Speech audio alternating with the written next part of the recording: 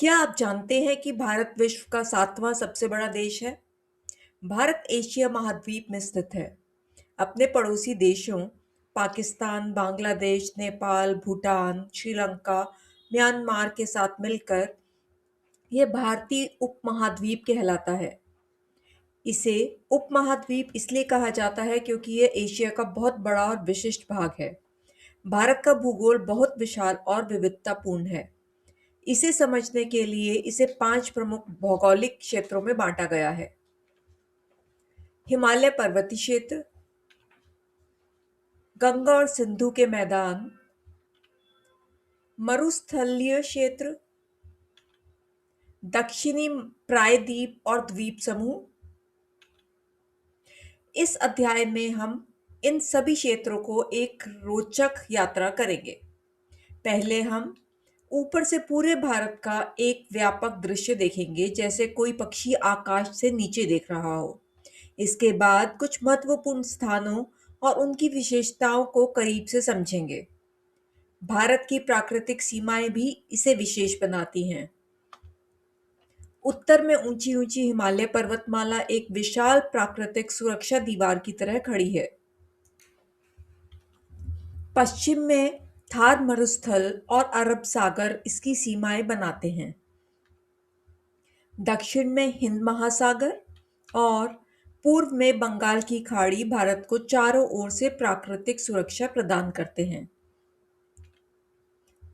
इन भौगोलिक इन भौगोलिक विशेषताओं ने केवल भारत की सीमाएं ही निर्धारित नहीं की हैं, बल्कि देश की जलवायु, संस्कृति, इतिहास और जीवन शैली को भी गहराई से प्रभावित किया है।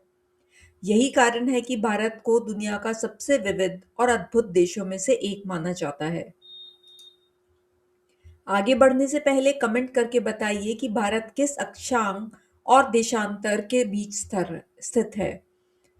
अगर आपको उत्तर पता है तो अभी कमेंट में जरूर लिखें।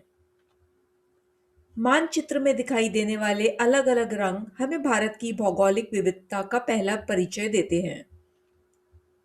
अब मानचित्र में दी गई लेजेंड या संकेतिका को ध्यान से देखें। इसमें अलग अलग रंगों का अर्थ बताया गया है। ये रंग विभिन्न स्थानों की ऊंचाई को दर्शाते हैं।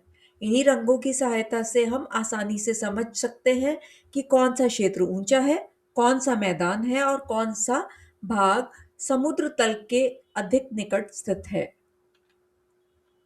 हिमालय पर्वतमाला इतनी ऊंची है कि ऐसा लगता है मानो वह आकाश को छू रही हो।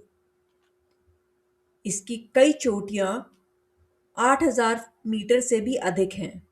ऐसी चोटियों को सामूहिक रूप से 8,000ers कहा जाता है। हिमालय पर्वतमाला एशिया के 6 देशों भारत, नेपाल, भूटान, चीन, पाकिस्तान और अफगानिस्तान में फैली हुई है। यह पर्वतमाला लगभग 2,500 किलोमीटर लंबी है और एशिया के 6 देशों भारत, नेपाल, भूटान, चीन, पाकिस्तान और अफगानिस्तान में फैली हुई है। अब आपके लिए एक सवाल, क्या आप दुनिया के सबसे ऊंचे पर्वत का नाम बता सकते हैं? अपना उत्तर कमेंट में जरूर लिखें। गर्मियों के दौरान हिमालय की बर्फ पिघलती है और गंगा, सिंधु और ब्रह्मपुत्र जैसी प्रमुख नदियों को जल प्रदान करती है। ये नदियां और उनकी सहायक नदियां करोड़ों लोगों को पीने का पानी, सिंचाई तथा उद्योगों के लिए जल उपलब्ध कराती है। यही कारण है कि हिमालय को एशिया का जल स्तंभ भी कहा जाता है। हिमालय केवल जल का स्रोत नहीं है, बल्कि अनेक संस्कृतियों और धार्मिक आस्थाओं का भी महत्वपूर्ण केंद्र है। इसकी ऊंची पर्वत चोटियों को पवित्र माना जाता है। यहाँ अनेक मंदिर और बौद्ध मठ बने हुए हैं, जहाँ दुनिया भर से साधु संत, श्रद्धालु और आध्यात्मिक साधक प्रार्थना, ध्यान और आत्मिक शांति की खोज में आते हैं। भागीरथी नदी, जो गंगा के प्रमुख सहायक नदी है, उत्तराखंड के गौमुख से निकलती है। गौमुख का अर्थ है गाय का मुख। यह स्थान गंगोत्री हिमनद के अंतिम छोर पर स्थित है। गंगोत्री हिमनद भारतीय हिमालय के सबसे बड़े हिमनदों में से एक है। गौमुख को अत्यंत पवित्र माना जाता है और हर वर्ष हजारों श्रद्धालु यहाँ दर्शन के लिए आते हैं। यह स्थान ट्रैकिंग शौकीनों के बीच भी बहुत लोकप्रिय है। तो अगली बार जब आप गंगा नदी को देखें तो याद रखिए कि इसकी अद्भुत यात्रा की शुरुआत गौमुख से होती है। अब वक्त है एक कहानी का। हिमालय का निर्माण कैसे हुआ? क्या आप जानते हैं कि करोड़ों वर्ष पहले भारत और अफ्रीका पड़ोसी थे? सुनकर हैरानी होती है, लेकिन यह सच है। बहुत समय पहले भारत गोंडवाना नामक एक विशाल भूभाग का हिस्सा था। किसी समय यह भूभाग टूट गया और भारत का हिस्सा धीरे धीरे उत्तर दिशा की ओर बढ़ने लगा। लगभग 5 करोड़ वर्ष पहले भारत का यह भूभाग यूरेशिया से टकराया। इस टक्कर के कारण दोनों भूभागों के बीच जमीन सिकुड़कर ऊपर उठने लगी, ठीक वैसे ही जैसे कालीन को आगे से धक्का देने पर उसमें सिलवटें पड़ जाती हैं। इन्हीं विशाल सिलवटों से हिमालय पर्वतमाला का निर्माण हुआ है। उससे रोचक बात यह है कि यह प्रक्रिया आज भी जारी है।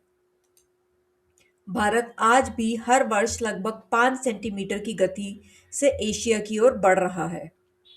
इसी कारण हिमालय आज भी हर साल लगभग 5 किलोमीटर ऊंचा हो रहा है। यह वृद्धि भले ही कम हो, लेकिन 1000 वर्षों में यह लगभग 5 मीटर तक बढ़ जाती है। अब आपके लिए एक सवाल। क्या आपको याद है कि हिमालय का निर्माण लगभग कितने वर्ष पहले हुआ था? अपना उत्तर कमेंट में जरूर लिखें। क्या आप जानते हैं कि हिमालय नाम का भी एक विशेष अर्थ है? हिमालय शब्द संस्कृत के 2 शब्दों से मिलकर बना है। हिम का अर्थ है बर्फ, आलय का अर्थ है घर, निवास या आवास।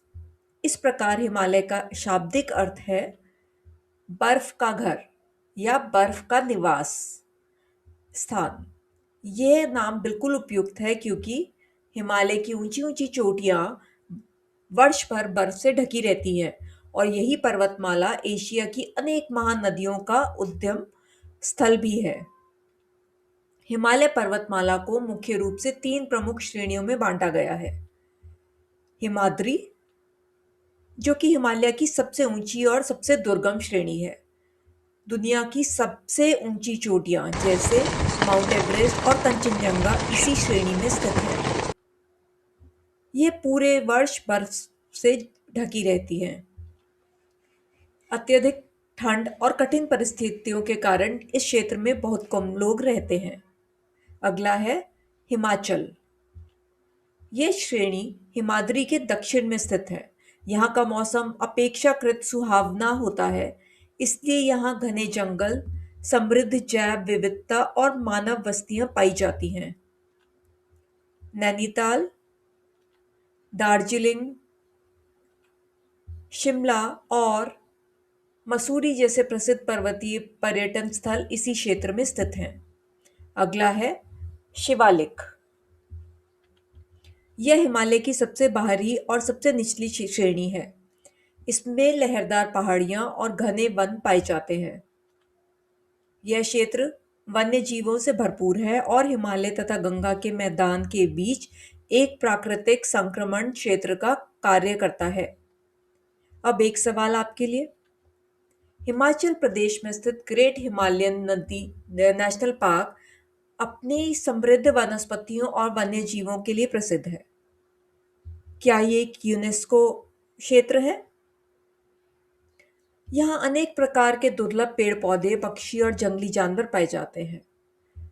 इस अद्भुत जैव विविधता के कारण इस पार्क को यूनेस्को द्वारा विश्व धरोहर स्थल का दर्जा दिया गया है। इस राष्ट्रीय उद्यान की जैव विविधता की रक्षा और संरक्षण का कार्य केवल सरकार का ही नहीं, बल्कि पार्क के भीतर रहने वाले स्थानीय गांवों के लोग भी मिलकर करते हैं। उनके सहयोग से इस अनमोल प्राकृतिक धरोहर को आने वाली पीढ़ियों के लिए सुरक्षित रखा जा रहा है।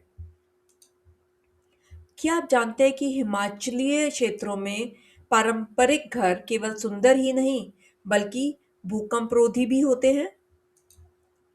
पश्चिमी हिमालयी क्षेत्र के घर बनाने के लिए पारंपरिक शैली प्रचलित है।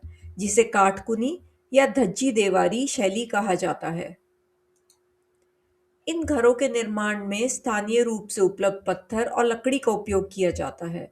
यह विशेष निर्माण शैली घरों को सर्दियों में गर्म बनाए रखने में मदद करता है। साथ ही यदि हल्का भूकंप आए तो यह संरचना झटकों को बेहतर ढंग से सहन करती है और नुकसान की संभावना कम हो जाती है। यही कारण है कि सदियों पुरानी ये पारंपरिक तकनीक आज भी हिमालयी लोक क्षेत्रों में उपयोगी और लोकप्रिय मानी जाती है। अगर आपको यह वीडियो पसंद आया तो वीडियो को लाइक करें, चैनल को सब्सक्राइब करें और बेल आइकॉन ज़रूर दबाएं ताकि हमारी आने वाली सभी शैक्षणिक वीडियो आपको सबसे पहले मिले। इस अध्याय के बाकी हिस्सों को भी ज़रूर देखें। अगले भागों में हम भारत के अन्य प्रमुख भौगोलिक क्षेत्रों के बारे में रोचक और आसान तरीके से जानेंगे। देखते रहिए, सीखते रहिए। फिर मिलते हैं आपसे अगले भाग में।